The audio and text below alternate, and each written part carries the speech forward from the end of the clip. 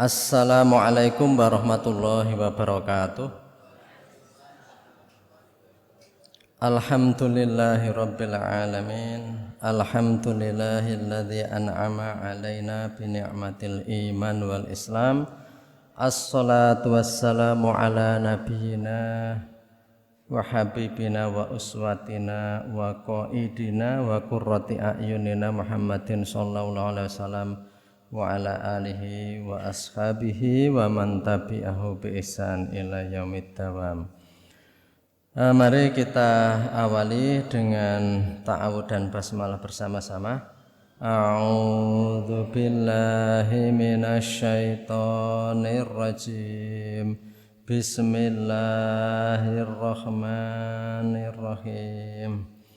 Ya, alhamdulillah kita panjenengan tansah pinaringan kemirahan rahmat hidayah taufik dari Allah Subhanahu wa taala sehingga kita bisa bermuajah bersilaturahim dalam tafaqquh fiddin bersama-sama ya. Ini untuk posisinya dirubah karena alhamdulillah untuk serambi sudah bisa ditempati, jadi kita coba dengan posisi ini mangke kita tinggali ya, lebih baik yang seperti kemarin atau posisi sekarang ya. Kita lanjutkan. Pada pekan yang lalu kita semuanya masih masuk pada ciri-ciri ulamaul akhirah wa ulama su. Ini bagian akhir ya, insya Allah nanti kita akan masuk pembahasan sub yang baru. Saya refresh sedikit untuk yang kemarin. Wa'lam anna la'iqa bil alimil mutadayyini ayyakuna mat'amuhu wa malbasu wa maskanuhu wa jami'u ma yata'allaqu bima'asyi fid dunya wasaton. Jadi, dan ketahuilah bahwa yang pantas bagi seorang yang berilmu dan beragama, alim mutadayyin, saya khususipun menika ulama yang dijelaskan di sini, ayyakuna mat'amuhu, agar menjadi mat'amuhu makanan-makanannya, daharannya ya, hidangan-hidangannya, wa malbasuhu dan pakaian-pakaiannya, wa maskanuhu dan tempat tinggalnya, wa jami'u ma yata'allaqu bima'asyi dan semua yang berhubungan dengan ma'ash kehidupannya, pagesanganipun, fid dunyahu di dunianya wasaton ya, tengah-tengah. Jadi seorang yang memiliki ilmu dan beragama dengan baik itu hendaknya hidupnya di dunia ini wasaton, tengah-tengah. Tidak diceritakan kemarin terlalu mewah seperti istana dan sebagainya gitu ya. Tapi juga tidak kemudian kekurangan, diusahakan tidak kekurangan. Layamilu ila sarwati, tidak condong kepada bergelimang sarwah harta wa tanaum, dan suka bernikmat-nikmat ya, enjoy life kata orang sekarang ya, menikmati hidup gitu ya. Kalau ada rezeki sedikit kemudian bersenang-senang, malah terkadang dapatnya berapa lalu dihabiskan gitu ya. Tidak seperti itu ya, wa tanaum. Wala yubalighu fi hadat taraf, dan tidak melampaui dari kemewahan-kemewahan ini. Jadi artinya seperti itu. Wa illam yubaligh fi tarfi zuhdi fiha. Ini kita masuk di sini. Jadi seperti yang kemarin sudah dibahas bahwa tadi kehidupan itu mestinya tengah-tengah.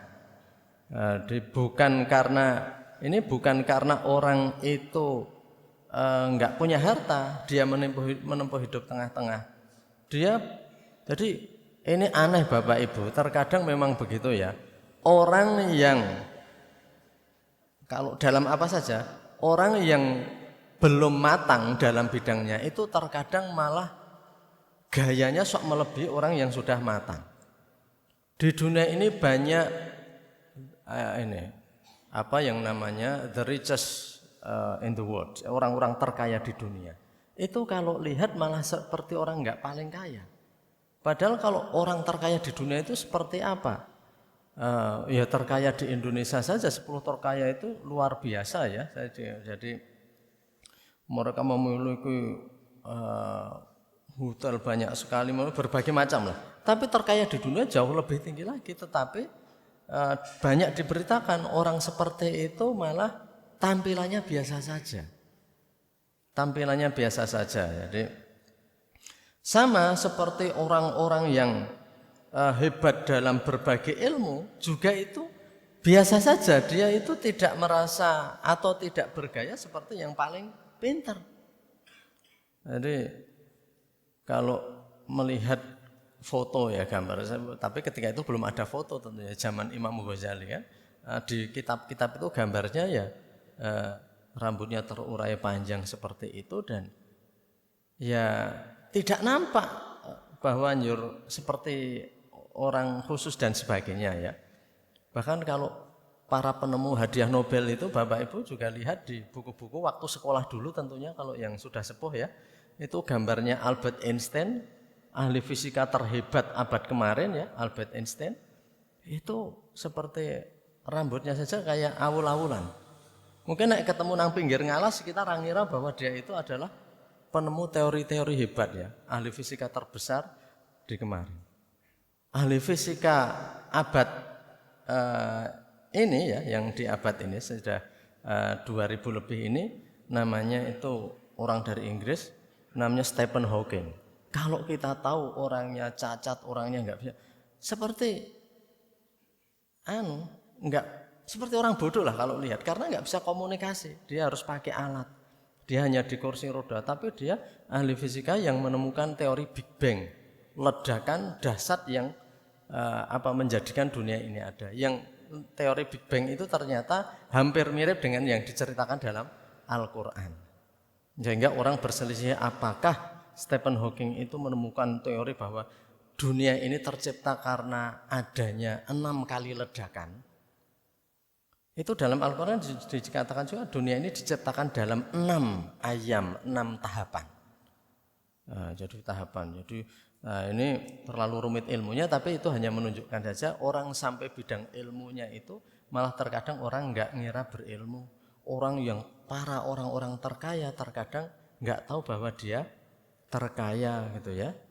Jadi orang-orang yang master di bidang karate, kungfu dan sebagainya seperti orang biasa. Jadi maka kembali ke tadi, orang yang alim dalam agama dikatakan di sini mestinya menempuh jalan hidup itu tengah-tengah. Tidak bergelimang sedemikian rupa gitu ya. Tetapi ya mencukupi gitu ya. Tapi bukan berarti nggak punya gitu, karena dulu sudah kita sampaikan ya, yang namanya orang kaya dalam Islam itu banyak sekali contohnya ya. Yang kemarin sudah kita contohkan. Dikatakan di sini ilam yubaligh fi tarfi zuhdi, kalau dia itu tidak sampai bisa seperti orang zuhud yang betul-betul dengan dunia itu tidak ada ini ya, zuhud itu dengan dunia itu tidak kemantil-mantil gitu ya. Jadi wong ki jane seneng duit apa ora gitu ya. Jadi umpamanya gitu ya.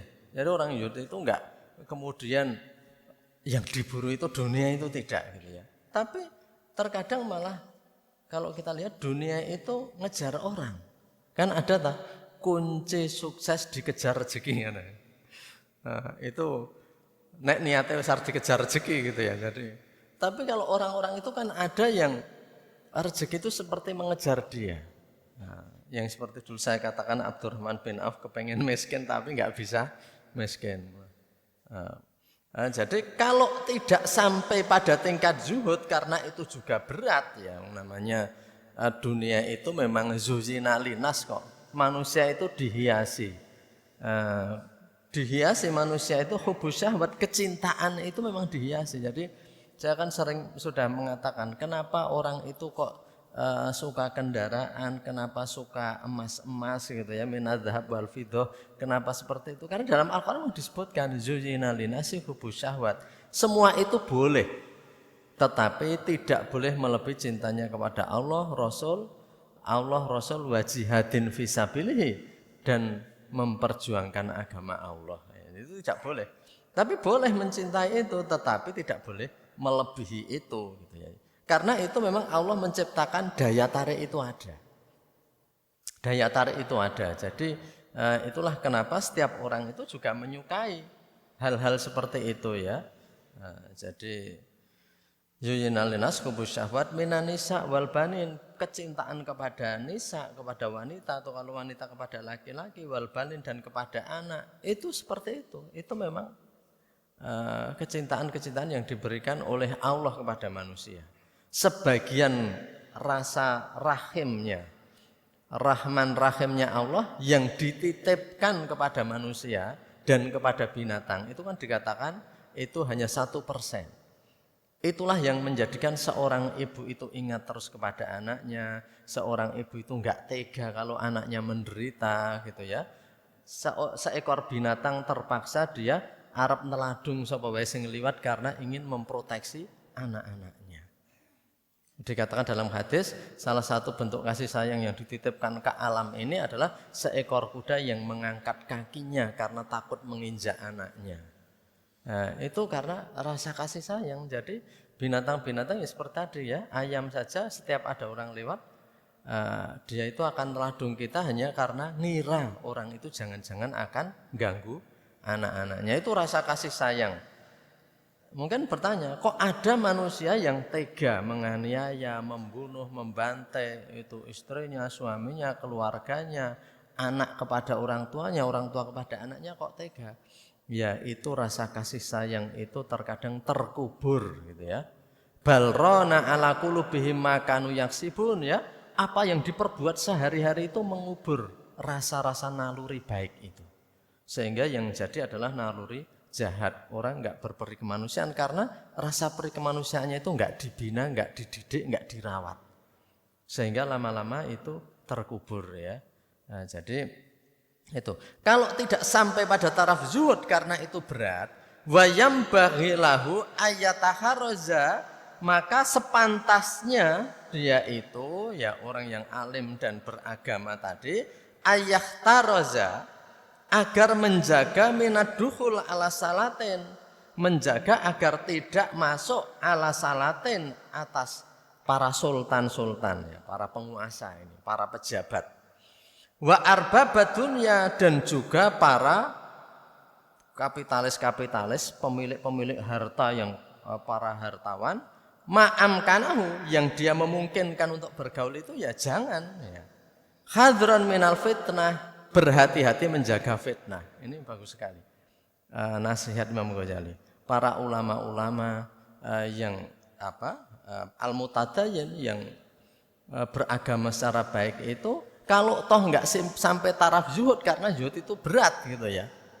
Berat ya, seperti tadi kecenderungan kita kepada apa-apa yang serba keduniaan, yang serba gemilang itu tetap ada. Kita harus memelihara tengah-tengah ya. Kalaupun tidak bisa zuhud, zuhud itu yang betul-betul menjaga dan betul-betul tidak kepelut kepada dunia. Sekali lagi, tidak kepelut kepada dunia, maka janganlah dia itu aduhul, keluar masuk fisalatin. Salatin jamak dari sultan, itu para penguasa. Tapi jangan juga ulama-ulama itu sobo terus nang penguasa-penguasa. Karena apa? Karena itu akan bisa mempengaruhi nanti orang berfatwa untuk penguasa. Apa yang diinginkan penguasa dia akan melakukan. Nah, harus dijaga independensi itu. Bahasanya orang sekarang independensi.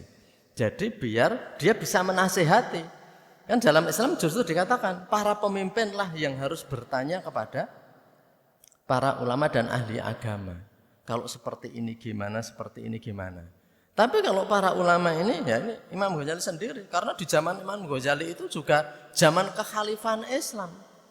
Ada, kekhalifahan Islam itu ada. Itu saja Imam Ghazali bilang, janganlah kalau nggak bisa zuhud nggak apa-apa, tapi jangan sobo nang para pejabat-pejabat. Yang itu akan mempengaruhi. Hadran minal fitnah, itu menjaga fitnah. Dan juga arbabad dunya, dan juga orang-orang ini konglomerat kalau. Ini umpamanya orang alim al-mutadayin kok sabane nang konglomerat atau para pejabat-pejabat, yaitu dikhawatirkan ada fitnah, hadron minal fitnah. Ini luar biasa kan nasihatnya. Tapi bahwa ulama itu memang harus memberikan nasihat. Ulama itu harus memberikan nasihat gitu ya. Tetapi jangan iki mlebu metu nang pendopo-pendopo pejabat atau tadi para konglomerat yang itu akan mempengaruhi. Tapi kan sekarang orang itu juga malah senang kalau diundang konglomerat gitu ya. Mungkin amplopnya oke, tebal gitu ya. Nah, mungkin malah begitu. Tapi kan akan mengingatkan jadi nggak bisa.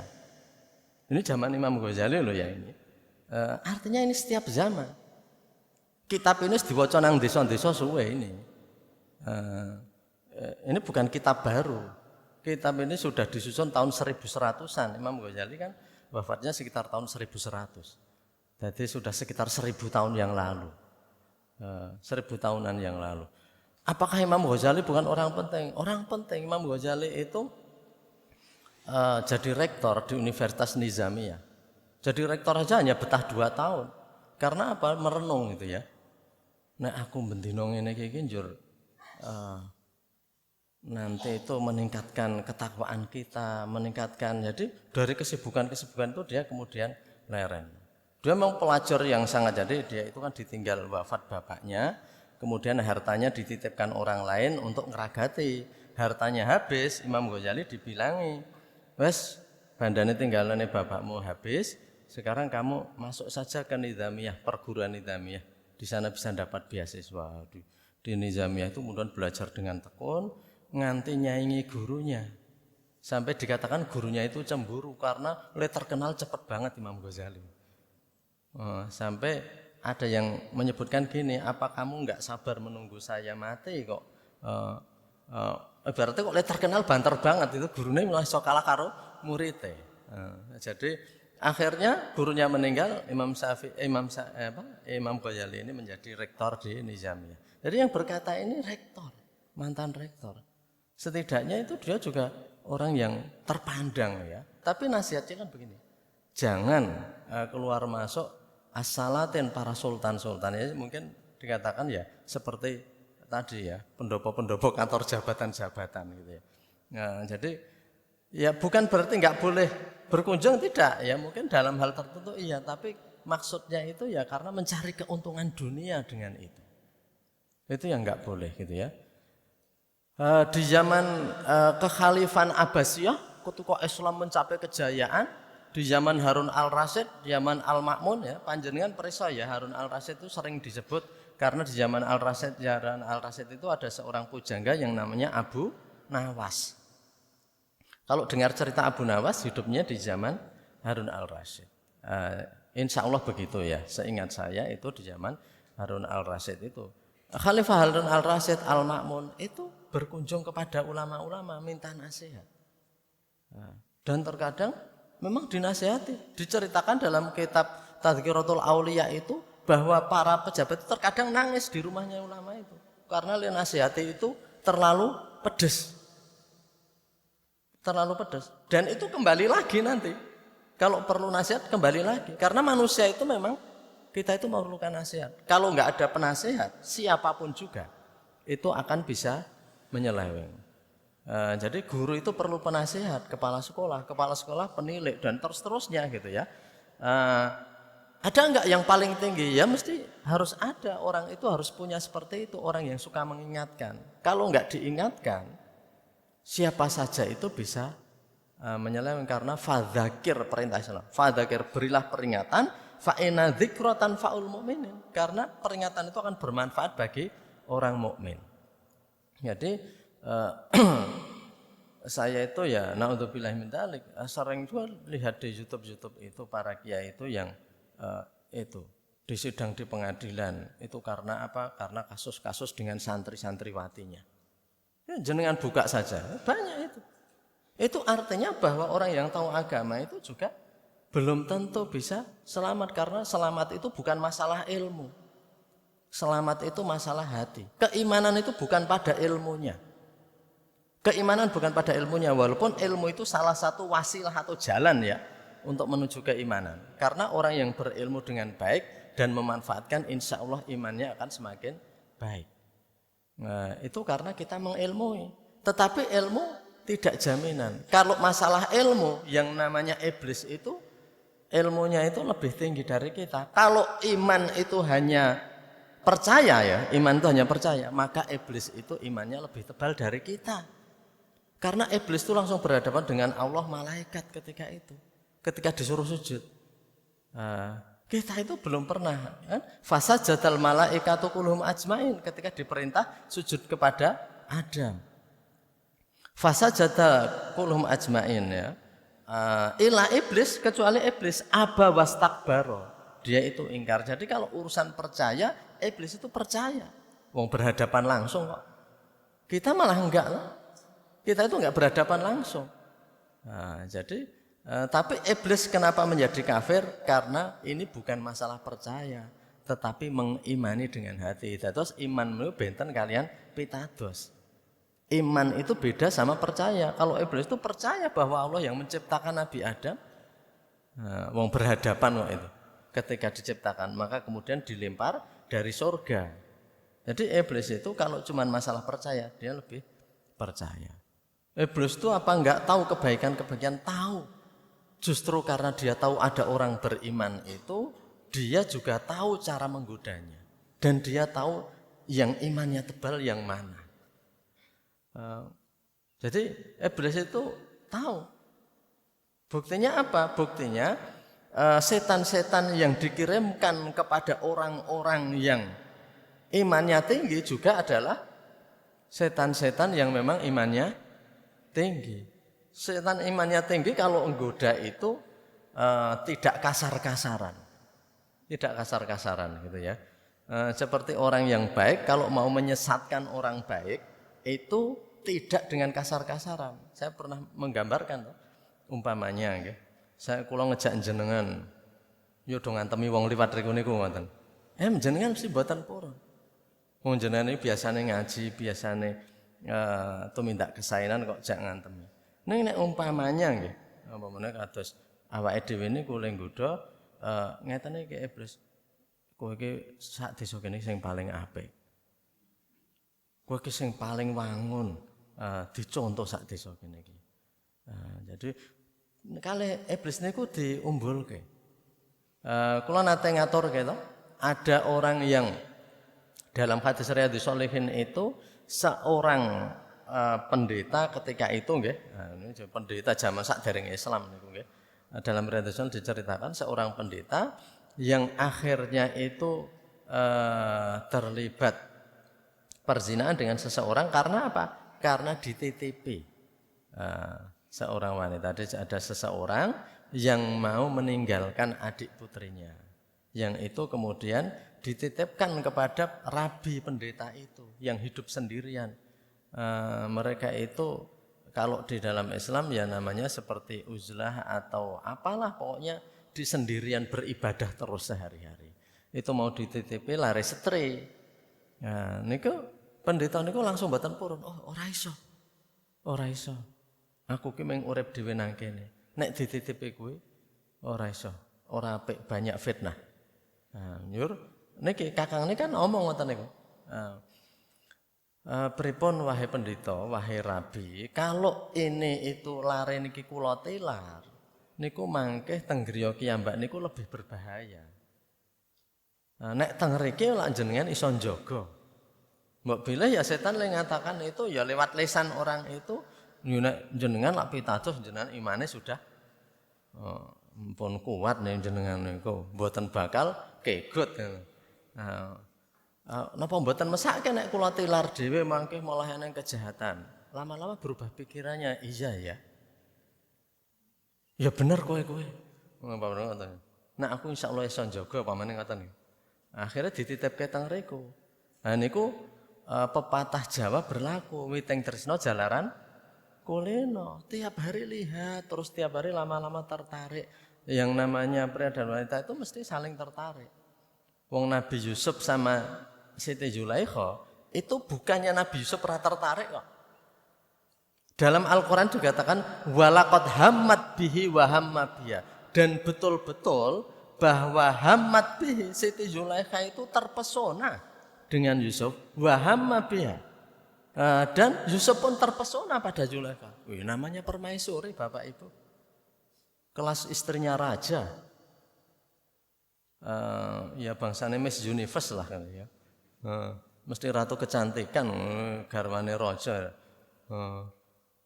Mesti ya seperti itu, perawatan kelas 1, kosmetiknya tidak terbayangkan harganya, ibaratnya ngoten niku. Raming Vanbo, Viva ngoten. Zaman biyen. Laris sakniki do nggo Wardah.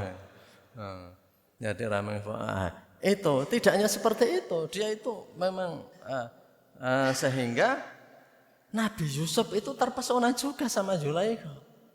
Walaqad hammat bihi wa hamma biha, dan betul-betul Siti Zulaikha itu telah terpesona dengan Yusuf, dan Yusuf juga terpesona sama dia. Walaula arra'a burhana rabbi, seandainya saja Yusuf itu tidak melihat burhan rabbi, cahaya dari Tuhannya. Nek Nabi Yusuf itu mboten kelingan Gusti Allah niku nggih bablas.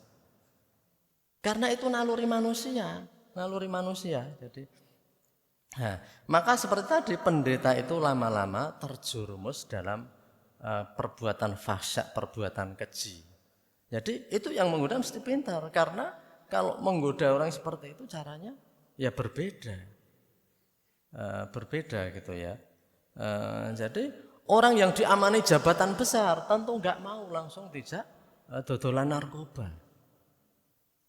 Entah bupati, gubernur jak dodolan narkoba enggak mau. Jadi mungkin dengan cara-cara yang itu sangat halus, yang wallahu alam saya juga enggak tahu, tapi yang jelas kalau enggak halus enggak mungkin orang-orang itu tergoda. Jadi setan itu tahu justru, tapi setan kan enggak mau beriman, nah itu maka menjadi kafir ya. Maka dikatakan di sini hendaknya dia itu kalau enggak bisa zuhud, ya dia harus berhati-hati, kata-katanya menjaga minaddukhul ala salatin, untuk keluar masuk dari pada sultan itu, pada para pejabat. Wa arbabad dunya, dan robul mal, robud dunia itu pemilik dunia, artinya ya para konglomerat. Kita menjaga gitu ya, kita menjaga, yaitu godaannya besar. Hadron minal fitnah, itu menjaga fitnah. Fitnahnya macam-macam. Mau baik saja terkadang dikira jelek, kayak kok nyerak-nyerak, wong sugih kayak nopo. Nah, walaupun kita sebenarnya nggak akan minta, tapi mungkin orang sudah mengira. Kan terkadang orang Jawa itu begitu ya. Kula isin ajeng mriku wong rika niku wong sugih, nanti ndak dikira. Padahal belum tentu. Terkadang itu orang kaya itu ngopai wong ra duwe itu terkadang malah kecil. Le sugih mergane saking dergile. Itu ya ada kan seperti itu. Nah, jadi ada orang-orang yang malah nek teng rika niku kula mung sukani sekedhik. Malah nek ngono sepadha-padha niku sing do perasaan. Nah, terkadang kan ada orang begitu toh. Jadi naluri orang itu bermacam-macam, tapi kita sudah dikira. Karena kita mendekat-dekat ke mereka, kita sudah dikira. Kita itu TP-TP ya, pendekatan itu karena ingin mengambil untung, padahal tidak. Mungkin nang kono pun nyuguh itu eneng tata tertipe gitu ya. Mungkin nang ngono kancane sing sepadha-padha malah apa-apa langsung jiko. Kono Kang jiko nang pawon dhewe. Masak wareg ya. Nang ngono orang yang kaya itu tertib sekali. Teh enggak boleh netes. Netesi karpet larang. Nah, seperti itu malah wedi ngombe saja malah rata tegel akeh. Terkadang kan begitu, jenengan kiambang ngerasa. Tapi orang sudah menganggap bahwa kita mendekat ke sana itu untuk minta-minta dan mendapatkan. Ya, ini yang dilarang ini oleh Imam Ghazali ini al-alim al-mutadayyin. Jadi seperti itu ya, Imam Ghazali itu menjaga hati-hati kehidupan itu seperti itu gitu ya. Itu ya tentu nih pun iki empan papan ya, artinya itu ya nasihat ini tentu ada konteks dan ada situasinya ya. Jadi intinya orang itu kita pendet intinipun agar berhati-hati saja. Menika nggih. Ini ku akhir dari ulama ul akhirah dan ulama ulama su ya, ulama akhirat dan ulama yang su. Kita masuk ini masih ada waktu masuk tentang faslun pasal fil akli wa syarafihi. Fil akli wa syarafihi.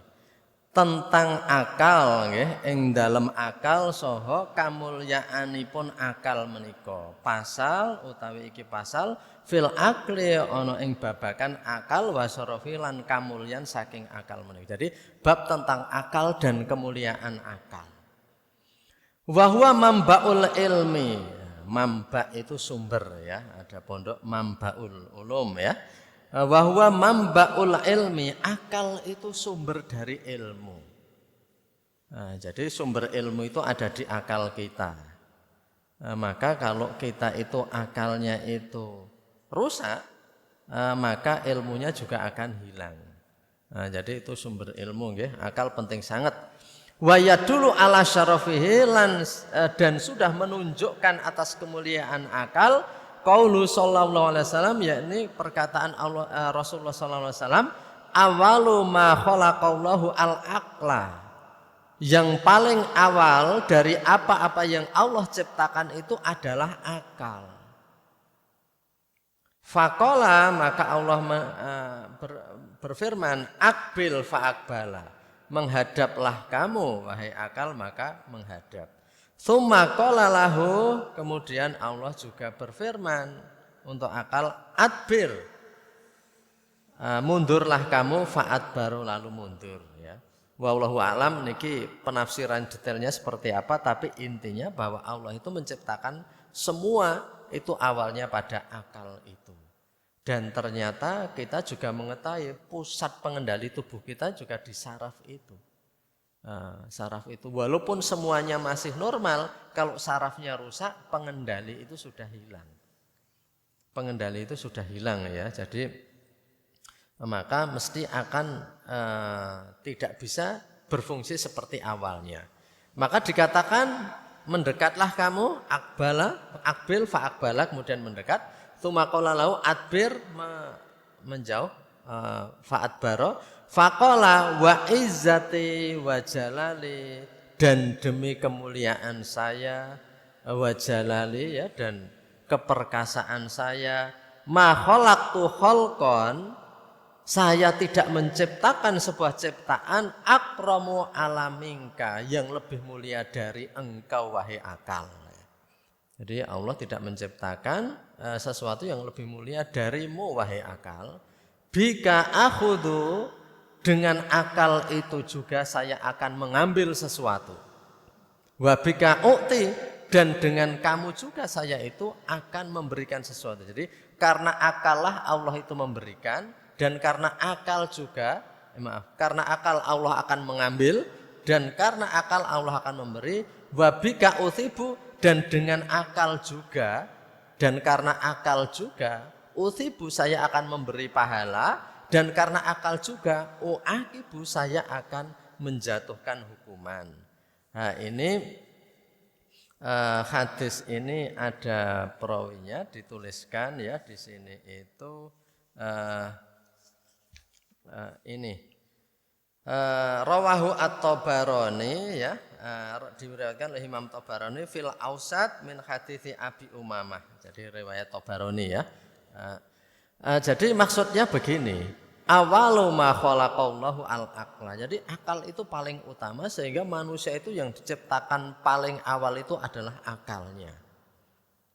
Gimana Allah menciptakan? Ya wallahu a'lam. Ini ilmu pengetahuan ini banyak sekali membahas asal muasal terciptanya manusia. Tapi kalau kita penciptaan manusia di dunia itu menurut Islam itu tidak bisa dibahas, karena penciptaan manusia itu sudah di surga, yakni ketika Nabi Adam diciptakan. Sehingga ketika di dunia itu manusia sudah ada. Kalau ada ahli ilmuwan yang tidak beragama seperti Charles Darwin ya, yang mengatakan revolusi manusia berasal dari kera. Manusia itu berasal dari kera, kemudian itu berevolusi ya, berevolusi niku berubah sedikit demi sedikit ya. Lama-lama tangannya masih agak panjang, lama-lama memendek, lama-lama seperti manusia berjalan tegak. Maka ada Pithecanthropus erectus, Homo solonensis dan sebagainya yang ditemukan di sangiran itu, lama-lama jadi seperti kita. Itu menurut ilmu pengetahuan. Tapi kalau menurut Islam, sejak awal manusia itu anak cucu Adam. Anak cucu Nabi Adam. Kullukum min Adam. Semua kalian berasal dari Adam. Adamun min turab, dan Nabi Adam itu dari lumpur, dari tanah. Sehingga diturunkan itu sudah berwujud manusia dan kemudian memang itu menikah. Dijodohkan dengan Sayyidatuna Hawa itu dan kemudian terus keturunannya terus. Kapan kinten-kinten Nabi Adam niku mulai gesang, mulai sugang? Itu sekitar 5.000-an tahun sebelum Masehi. 5.000-an tahun sebelum Masehi. Menurut sejarah begitu.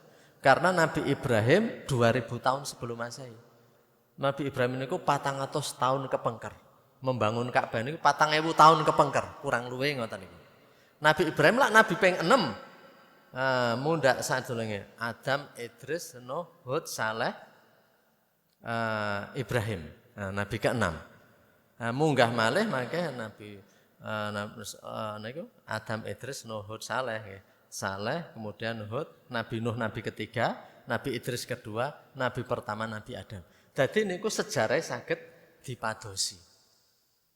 Teng pundi Nabi Adam ketika itu di wilayah Timur Tengah. Nabi Adam itu seperti sekitar 5.000 tahun sebelum Masehi. Mila saking menika hanjur fosil yang ditemukan teng sangiran barang, wah itu sudah jauh. Niku saderenge Nabi Adam niku. Saderenge Nabi Adam niku. Mula saderenge Nabi Adam niku napa pun enten makhluk sing mirip menungso. Niku diperkirakan wonten itu coba diwaos teng kitabe Profesor Hamka, banyak tafsir sebelumnya ada. Wong nalika Allah niku nyiptakaken Nabi Adam niku malaikat pripun le matur kalih Allah. Ataj'alu fiha may yufsidu fiha wa yasfiku dima. Duh Gusti Allah napa jenengan ajeng nyiptake makhluk Ataj'alu may yufsidu fiha, yang merusak dan menumpahkan darah. Kok malaikat ditangklet ngoten? Ini ja'ilun fil ardi khalifah, saya akan menciptakan seorang pemimpin di muka bumi. Ning malaikat le nyaur, ataj'alu fiha may yufsidu fiha wa yasfiku dima? Napa jenengan ajeng dadosaken makhluk ingkang ngrusak saha menumpahkan darah? Kok malaikat iso duweni pikiran ajeng ngoten niku? Di Milo dalam tafsirnya ini diperkirakan sebelumnya sudah ada makhluk yang itu merusak dan menumpahkan darah. Jenenge napa? Wallahu alam. Napa menungso napa binatang? Wallahu alam. Itu dalam teori evolusi niku makanya terlalu rumit nek kula jelaskan. Ning intinipun menungso kita panjenengan niku asalnya Nabi Adam. Wujud sudah Nabi Adam. Intinipun yang diciptakan pertama itu akal, karena akal niku paling penting. Kalau kita aturaken nggih. Kita menika saged dados sae lan boten amargi mempertimbangkan akal. Ning di akal manusia itu dilengkapi dengan ada insting. Insting niku fitrah. Ada juga perasaan. Ada perasaan.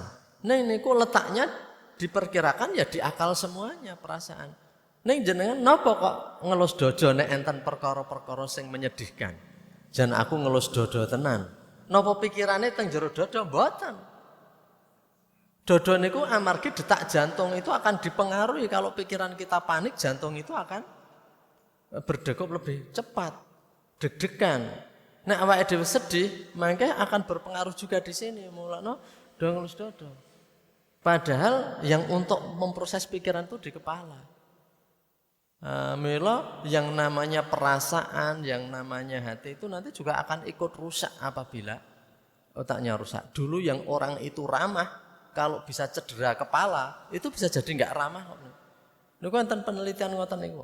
Orang yang dulunya ramah, untung Amerika enten njur diteliti, yang merevolusi ilmu pengetahuan niku antara lain ngoten niku. enten seorang mandor proyek kereta api di Amerika yang nopo kejepatan ketika meledakkan dengan dinamit niku kena wesi sing terobos sirahe ngoten. Wongane mandor niku ceria, wonge apian, wong ramah. Niku dadi neson terus. Itu artinya karena otaknya rusak. Jadi otak rusak itu perasaan itu jadi rusak. Maka sebenarnya perasaan itu letaknya juga wallahu alam. Tapi menurut dugaan saya itu juga bercampur di akal itu. Jadi untuk mempertimbangkan pundi sing sae sing awon niku nek niku rusak pun mboten saged. Cobi kathah tiang-tiang yang karena otak itu rusak menjadi sulit diperbaiki. Maka yang diciptakan itu paling penting itu otak. Karena akal juga, maka Allah itu bisa mengambil sesuatu dan memberi sesuatu.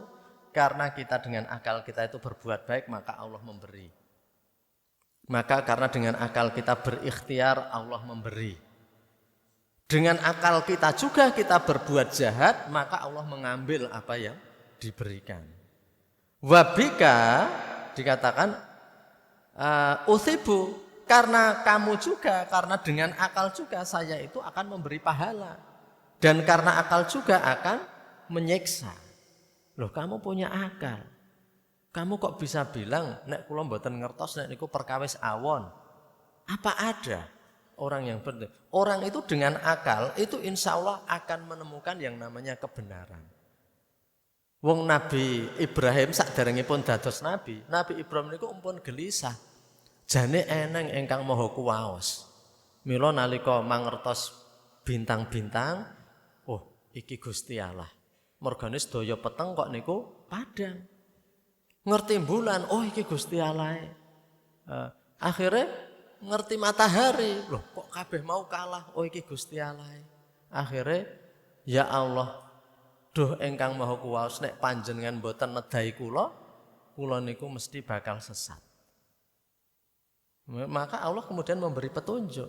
Jadi orang itu dengan akalnya enggak mungkin tanpa diajari agama, tiyang niku pun ngertos sing jenenge nglarani tiyang niku mesti perbuatan awon. Mboten enten to pamane ngeplaki tiyang kula kinten niki entuk ganjaran ning ngeplaki. Mboten enten. Umpamane wong niku rasah diajari agama niku pun ngerti. Mpun ngerti. Rasa diajari agama sing jenenge membunuh adalah kejahatan. Niku wis diajari agama. Karena dengan akal itu manusia bisa menemukan. Mula nek menungso kok njur akhire rada ngerti aturan agama, niku mergane mboten gunakake akale. Aku ora ngerti nek ya ngono ki perkara elek, apalagi zaman modern sakniki. Sing jenenge informasi teng pundi-pundi enten. Orang yang enggak tahu kebenaran mesti karena enggak menggunakan akalnya. Mula kewan mboten disumuni tanggil jawab, setidaknya wonten Quran mboten disebutke bahwa kewan niku ajeng do dihisab. Ning menungso niku bakal do dihisab. Malah kewan niku diciptakake kan untuk menungso. Wa sakhara lakumul an'am. Lan Gusti Allah itu sudah menundukkan untuk kalian semuanya al-an'am, binatang ternak. Mila kita aturaken mboten sah heran nek cah cilik iso nuntun kebune manut. Padahal kebune niku rasah mlayu, gedruk-gedruk kare bengak-bengok mawon, bocah niku mlayu kok niku. Diculke kok lenun. Ning napa kebu kok mboten? Niku Allah pun ngendika, saya tundukkan binatang-binatang untuk kamu. Gajah gedene rong kono dapu sitok karo pawang nggo main sirkus nggo golek dhuwit. Nek gajah pinter mboten purun. Mboten purun. Ditelale monten niku pawange serampung kok niku. Ning napa kok itu enggak dilakukan? Allah pun ngendika, saya tundukkan binatang-binatang untuk kalian. Ya, kewan napa sing palingan? Wong sik aligator napa niku? Boyo sik gedhe mon pawang-pawang wong Australia wong pundi-pundi iso menjinakkan. Oh, ikan paus, ikan hiu sing gedhe-gedhe mon wong niku iso njinakake. Dapu sitok teng Ancol niku kandha dolanan bal-balan kandha ngluncati geni nggo golek dhetok niku.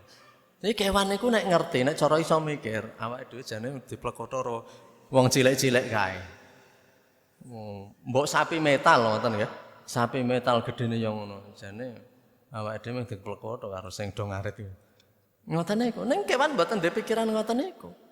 Mergane Gusti Allah niku pun judule pun sakhara lakumul an'am. Kami tundukkan untuk kalian binatang. Malah Allah niku nedahaken, kamu juga bisa kok menembus langit dan bumi. Ya maksarul jinni wal insi ini staqtatum antang fudumin aktoris samawati wal ardh. Dalam surat Rahman dikatakan, wahai manusia dan jin, kamu bisa menembus langit bumi. Mulane njur do iso gawe Apollo pesawat luar angkasa do teng planet Mars, teng bulan niku do saged. Niku Gusti Allah jan pun nantang, kamu bisa. Ke bawah kamu juga bisa kok. Ke dasar laut yang 4000 meter di dasar laut. Kamu juga bisa kok. Mula enten piknik toh. Piknik niku napa? Menyelam ke dasar Samudra Atlantik ndelok bangkai kapal Titanic. Piknik niku ya ora mung nang Depok apa Parangtritis mboten. Niku mari kita menyelam ke ribuan meter di bawah laut melihat bangkai-bangkai kapal. Pancen nek wong kokean duit niku piknike aneh-aneh. Niku kudu nggo kapal selame mon cilik. Ngoten niku. Dadi mulane ada yang kapalnya kemarin meledak, itu orang-orang konglomerat pada mati toh yang wisata melihat bangkai Titanic. Loh, karena ribuan meter di bawah permukaan laut kok. Padahal awake dhewe niku mbiyen paling banter niku nyilem niku mung nang Blumbang. Po nang Bendungan Lor Jetis, po nang basane ngendi ngoten niku nek cah cilik-cilik sing ayage ra ndedet kan kolam renang gratis ngoten niku nggih. Mung do nyilem ngoten niku wis jero banget. Ra iso nyilem 1000 meter di bawah laut. Nah, dengan alat sekarang bisa. Do piknik niku 4000 km. Menjelajah di bawah laut, ndelok keindahan alam. Jadi wis tutuk ndelok sing nang dhuwur. Padahal awake dhewe sing duwite mung pas-pasan niku nang alas wis kaya piknik ngoten to. Espero nek nang alas ndelok tandurane ijo. Lah niku. Padahal wong sing ndedet akeh perlu pakai kapal selam niku ribuan meter di bawah permukaan laut. Nek teng Dubai niku lak enten hotel sik le mlebu niku nggo perahu, mangke hotele niku di dasar laut tau bangunane. Dadi mangke teng pinggir kamar niku kaca-kaca ngoten niku iso ndelok ikan-ikan laut niku iso nang cerak sempliwer awake dhewe turu. Jadi nang cendolo kono ikan laut ngoten niku. Ini nang Dubai niku. Mboten kok tekno dhuwur wis raine nggon. Niku jan wong itu kepengen sensasi. Eneng wong sing kepengen iki nginep hotel, ning hotel itu di samudra. Dadi le munggah nggo kapal, mangke mlebu nang lobi, nyur kamare medun-medun, mangke kamar tidure niku pinggire kaca-kaca niku iso langsung jejer iwak. Jejer iwak ning ra teles. Awake dhewe iso jejer iwak ning nggih, amis teles niku wae. Bar nawu Blumbang turu nang cerak wadah iwak wae. Niku nggih. Dadi wong niku cen cilik-cilik gede-gede. Awake dhewe niku duwe dite pinten kepengin seneng karo Gusti Allah ditari. Kowe kepengin seneng kono nang alas. Kowe seneng niku mah. Niku Gusti Allah carane nyenengke wong sing dite cepet. Ya. Wong sing dite punjul niku ya kudu dite iki disebar-sebar uang. Ngenae sing nyopir kapal, ngenae sing iki ngoten niku. Dadi nggih ngoten niku. Dadi kesenangan itu mahal kalau dituruti mahal, murah kalau dituruti murah. Awake dhewe kantun milih jane niku nggih. Milih kesenangan yang mahal atau murah niku karena Allah itu menyiapkan. Wangsul dumateng kala wau akal itu paling penting nggih. Jadi dengan akal itu Allah akan memberi pahala dan dengan akal akan menyiksa. Mila mboten enten alasan wong ora ngerti perkara sing bener padahal dia punya akal dan normal. Ning nek akale mboten normal, po dereng normal, tumindak salah kali Gusti Allah mboten dihukum. Rufi al-qalamu an thalathin nikah menutup telah diangkat pena kepada 3 golongan manusia, anisobi khataya bulugha, bayi sampai dia balik, akalnya rung iso nggo mikir. Wa anil junun khataya fiqa, orang gila sampai sembuh. Wa anil naimi khataya staikid, orang yang tidur sampai bangun. Semua yang akalnya enggak berfungsi dimaafkan. Tapi akalnya normal kok omong ra ngerti aturan niku sing bakal disiksa. Wis tak kei akal kok kowe omong nek ra ngerti aturan, mboten ngertos nek niki dilarang, mboten ngerti nek niki haram. Ibaratnya ora urusan wis tak kei akal. Nunggu mula Allah niku binasiyah. Allah itu memegang ubun-ubunnya ngoten jegurke neraka. Ini binasiah ya, jadi nasihat jadi pegang lebok introko kok kowe iso-isone omong nek ra ngerti ra ndek akal Mas. Mekaten ingkang saged kita aturaken menika minangka pungkasan saking amargi babakan akal namung ada 1 2 3 4 5 6 baris nggih. Kita insyaallah benjang mlebet ingkang piwucal candhaipun. Monggo kita pungkasi kanthi doa penutup majelis. Subhanaka Allahumma bihamdika asyhadu an la ilaha illa anta astaghfiruka wa atubu ilaih. Wonten kirangipun nyuwun pangapunten. Astagfirullah li wa lakum. Assalamualaikum warahmatullahi wabarakatuh.